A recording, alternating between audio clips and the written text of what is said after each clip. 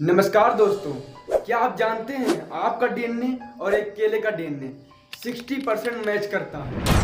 नहीं, मैं मजाक नहीं कर रहा, ये बात सच है क्योंकि इंसानों में और केलों में एक ही इंसेस्टर रहा है। अगर आप टाइम में बहुत बहुत पीछे जाएं तो मतलब हमारे में और एक केले में पर 100 मिलियन पर दादा जो थे वो एक ही थे। फैक्ट के बाद केवल केले के लिए ही नहीं, दुनिया में मौजूद हर एक पेड़ पौधे और हर एक जानवर के लिए। और अगर आप टाइम में और भी चले जाएं 3.7 बिलियन ईयर पीछे चले जाएं तो आपको पता चलेगा कि धरती पर मौजूद सारे लिविंग ऑर्गेनिज्म का एक ही कॉमन एंसेस्टर रहा है, लुक्का। लुक्का जो हमने नाम दिया, इसका पूरा फुल फॉर्म है लास्ट यूनिवर्सल कॉमन एंसेस्टर और ये एक सिंगल सेल ऑर्गेनिज्म है। और आज धरती पर जितने भी लिविंग थिंग मौजूद है, चाहे प्लांट हो, एनिमल हो या फंगस हो या एल्गी हो या बैक्टीरिया ही क्यों ना हो, हम सब एक ही ऑर्गेनिज्म से एवॉल्व हुए हैं। अब ऐसा नहीं कि लुक्का पहला लिविंग ऑर्गेनिज्म था धरती पर जिंदा रहने वाला, इससे पहले भी कई लिविंग ऑर्गेनिज्म रहे होंगे, लेकिन लुक्का एक लिविंग ऑर्गेनिज्म है। ये बात इंपॉर्टेंट है क्योंकि यहीं से सवाल खड़ा होता है कि आखिर लुक्का जिंदा कैसे हुआ। धरती पे सबसे पहले लिविंग थिंग, आखिर लिविंग थिंग कैसे बनी, ये सवाल है लाइफ के ऑरिजिन का। आइए समझते हैं इस रहस्यमयी बातें को गहराई से आज की इस वीडियो में।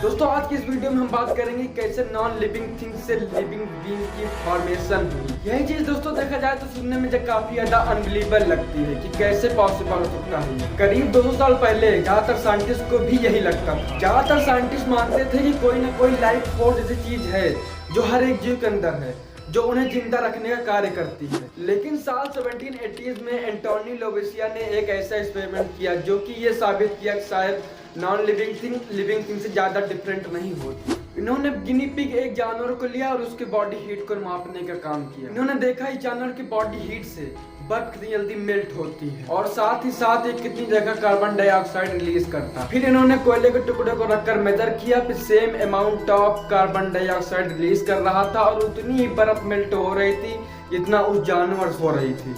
ये देख कर इन्होंने कंक्लूड किया कि लाइफ एक केमिकल प्रोसेस है। नॉन लिविंग थिंग और लिविंग थिंग दोनों सेम केमिकल प्रिंसिपल्स पर काम करती है। लेकिन फिर भी ज्यादातर लोग कन्विंस नहीं थे। उन्हें यही लग रहा था कि लिविंग चीजों में कोई ना कोई ऐसी एनर्जी जरूर है जो नॉन लिविंग थिंग में नहीं है। असल में बात क्या है, साइंटिस्ट का ऐसा सोचने के पीछे एक बड़ा कारण है। ज्यादातर केमिकल कंपाउंड जो लिविंग बीइंग्स के अंदर पाए जाते हैं, जैसे कि फैट, प्रोटीन, शुगर, किसी भी नॉन लिविंग थिंग में देखने को नहीं मिलते थे, जैसे कि पत्थर, मिट्टी और बाकी मिनरल। जैसे यहीं से ही ऑर्गेनिक केमिस्ट्री का भी जन्म हुआ था। वो स्कूल में आता नहीं, ऑर्गेनिक केमिस्ट्री, इनऑर्गेनिक केमिस्ट्री पढ़ाया जाता है। कभी सोच के देखा है कि आखिर दोनों नाम अलग अलग क्यों? क्योंकि जो ऑर्गेनिक कंपाउंड हैं वो वही हैं जो इंसानों और लिविंग बीइंग्स के अंदर पाए जाते हैं। ज्यादातर inorganic compounds non living things में पाए जाते हैं, तो साइंटिस्ट ने इन्हें ऑर्गेनिक कंपाउंड्स का नाम दिया है। इस मिस्ट्री को सॉल्व करने का टर्निंग पॉइंट है साल 1828, जब जर्मन केमिस्ट फ्रीडरिश बेलर ने गलती से इनऑर्गेनिक कंपाउंड को ऑर्गेनिक कंपाउंड में बना दिया। अमोनिया साइनाइड से इन्होंने यूरिया सिंथेसाइज किया। इस एक एक्सपेरिमेंट ने सबको चौंका कर रख दिया। यहाँ से लाइफ फोर्स का कॉन्सेप्ट धीरे धीरे खत्म होना शुरू हो गया। अब ये पॉइंट को धीरे धीरे सभी लोग मानने लग रहे थे कि हाँ ठीक है, मान लिया कि ऑर्गेनिक कंपाउंड केमिकल रिएक्शन से बनाया जा सकता है। लेकिन ऑर्गेनिक कंपाउंड अपने आप में कोई लाइफ तो नहीं है ना, जिंदा तो नहीं है, तो चीजों के अंदर लाइफ कहाँ से आ रही है?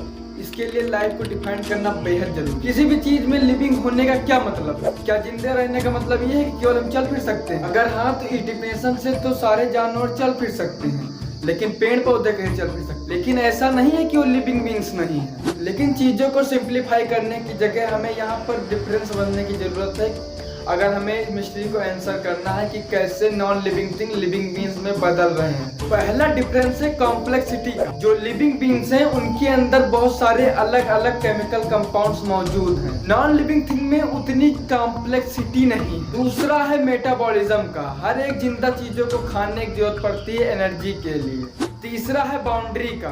जो लिविंग ऑर्गेनिज्म है ये अपने आसपास के एनवायरनमेंट से सेपरेटेड है एक बाउंड्री के थ्रू। हमारे स्किन सेल्स एक बैरियर बनाते हैं बाहर के एनवायरनमेंट से। पेड़ पौधों में उनके सेल्स ये काम करते हैं। और चौथा है रिप्रोडक्शन, जो कि छोटे से छोटे सिंगल सेल माइक्रोब भी खुद को रेप्लिकेट कर सकते हैं। उसके अंदर मौजूद जो डीएनए है वो रेप्लिकेट कर सकते हैं उन जैसे और बनाने के लिए। अब हम इन चारों क्राइटेरिया के आधार पर एक एक करके समझते हैं कि कैसे कैसे लाइफ फोर्स बने, जो कि इन क्राइटेरिया पे खरे उतरने लगे। सबसे पहले है कॉम्प्लेक्सिटी।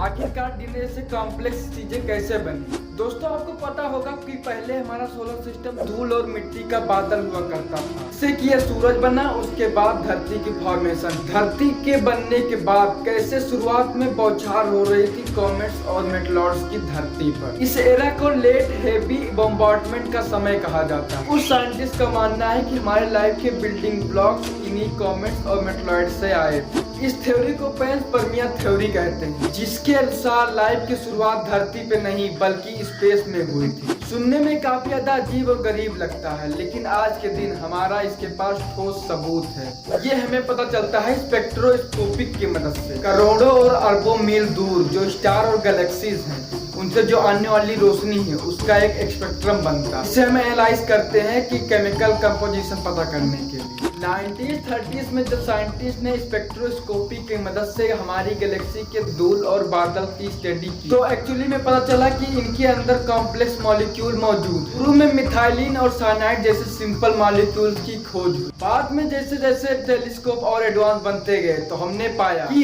पाया अमोनिया वाटर फॉर्मल्डिहाइड के मॉलिक्यूल्स भी स्पेस में मौजूद हैं। सेजिटेरियन B2 क्लाउड जो कि धरती से 25,000 लाइट ईयर्स दूर है, इनमें से मॉलिक्यूल्स मिले जिसमें कैलरिटी देखी गई। धरती पर पाए जाने वाले लाइफ की कैलरिटी एक बुनियादी पहचान है, क्योंकि अमीनो एसिड और डीएनए और आरएनए में भी कैलरिटी देखने को मिलती है। साइंटिस्ट लवलोक ने इसी को लेकर कहा था कि यूनिवर्स एक बड़े वेयर हाउस की तरह है, जहां लाइफ के लिए जो भी स्पेयर पार्ट चाहिए वो सभी अवेलेबल है। अब इन रॉ मटेरियल से धरती पे और भी कॉम्प्लेक्स चीजें कैसे फॉर्म हुई, इसके लिए आता है प्राइमोर्डियल्स ऑफ हाइपोथेसिस।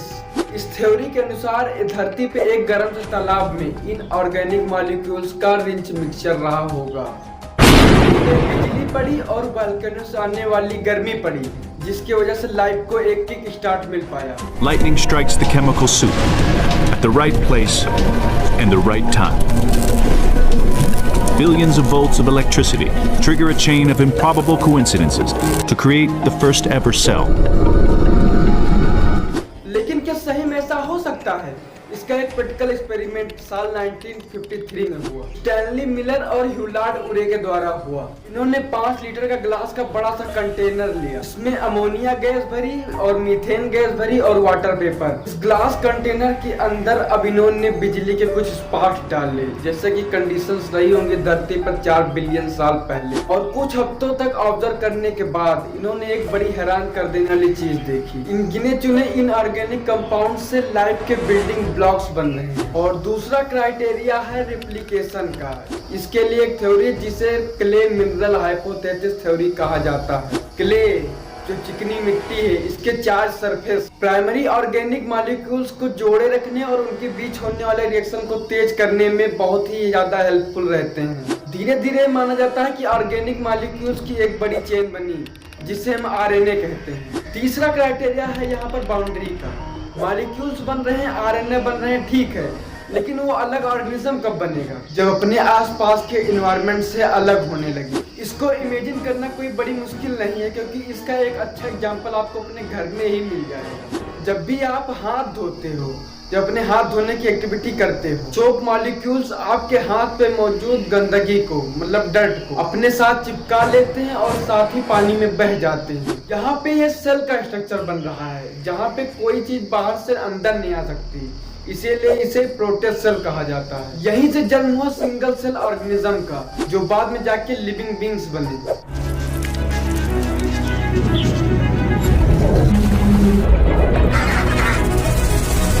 लेकिन इन सब में ये कहना गलत नहीं होगा कि हम लोग स्टार डस्ट के बने हैं। जितनी भी चीजें चाहिए हमें बनने के लिए वो सब स्पेस से आई हैं।